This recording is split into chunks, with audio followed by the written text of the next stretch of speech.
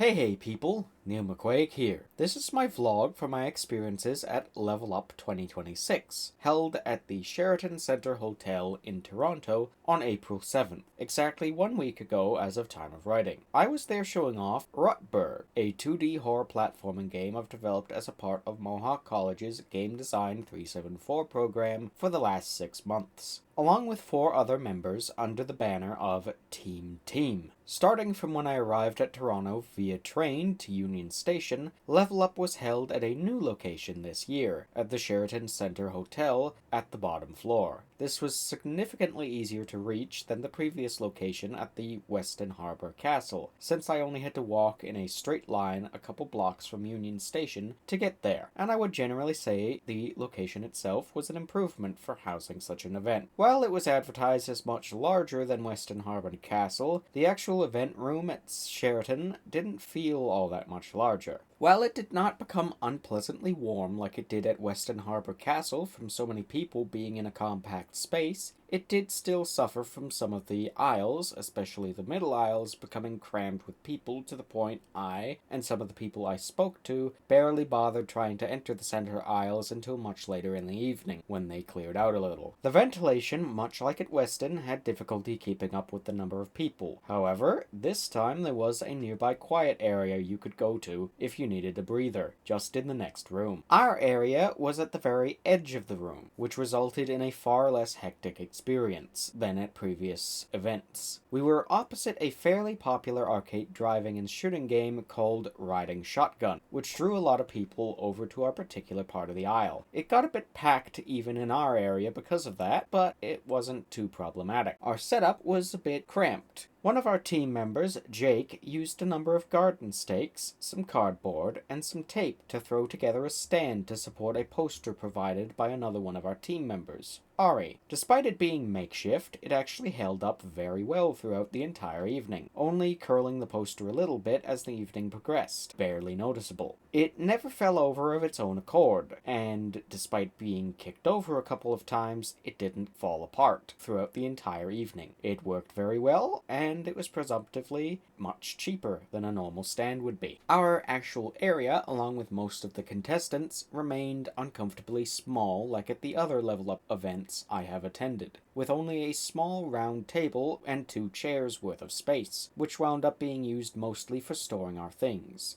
We got a bit crowded out by our neighbors, with us having to negotiate space for our banner on one side, resulting in our banner obscuring our game on the monitor a little bit, and the other side constantly having a large gathering at their station of about 7 or more people. I'm very thankful for our banner, as we may not have been able to get noticed by passerby without it, due to how cramped we were. Despite that minor bit of annoyance, thanks to our banner, we got quite a few players over the course of the day. Everyone I saw play Rotburg thoroughly enjoyed our game after they got through the first 2 or 3 rooms, but we did quickly discover that the opening 2 or 3 rooms of our first level were rather dry and difficult to navigate for new players. So we began maneuvering the player through that area ourselves between every play session, and then leaving the game on a pop-up of the controls in the pause menu so new players would be able to pick up and play without having to navigate the somewhat dull initial jumping tutorial. Once we figured that out, players enjoyed the experience much more. Judging-wise, we had an interesting time of things in that we were speed blitzed by the initial judges within 15 minutes of the event opening. The judgings were initially communicated as us receiving 2 groups of 3 judges who would be escorted by Level Up volunteers to help guide them around. 1 group for each of the categories we applied to, who would play our game for about 5 minutes and then move on. We were competing for artistic and technical achievement at this event. About 15 minutes after judging began, we received our first set of judges. 2 judges rather than 3. They played our game and moved on. We discussed the results, agreeing that we should skip the first rooms for the next set of judges. Only for 30 seconds after the first set of judges left, a second set of judges arrived at our station. We turned around to introduce the game to them, only to find somebody was already playing it unprompted. When we asked him to move aside for the judges, he revealed he was also a judge, who apparently had come to a game on his own accord. In retrospect, I think he was part of the first group who was just lagging behind, but despite that confusion and not having the time to set up for the second time, the second group of judges seemed to like the game, and they moved on as well. We were initially quite concerned that we had lost before we had even started due to our perceived lukewarm initial reception from the judges, but apparently they simply had good poker faces, as we actually passed in both categories onto the second round of judging. And though this has not been categorically confirmed for me, from what I overheard speaking to the other Mohawk College groups, we were actually the only group from Mohawk that managed to pass the first round into the second round of judging. We received several groups of judges during the second round for both categories, who enjoyed our game much more openly than the first groups, but in the end we did not pass the second round of judging. In the end, Mohawk did not win any awards at the event, but looking at our game, I don't think I'm actually very bothered by that. We were a solo horror game experience, not a multiplayer party game, which are usually traditionally what the judges favor. We had developed our game for less time than many of our competitors, and we still got further than most. The experience itself was a lot less stressful than other level up events I've attended, and was generally a really enjoyable experience this time around.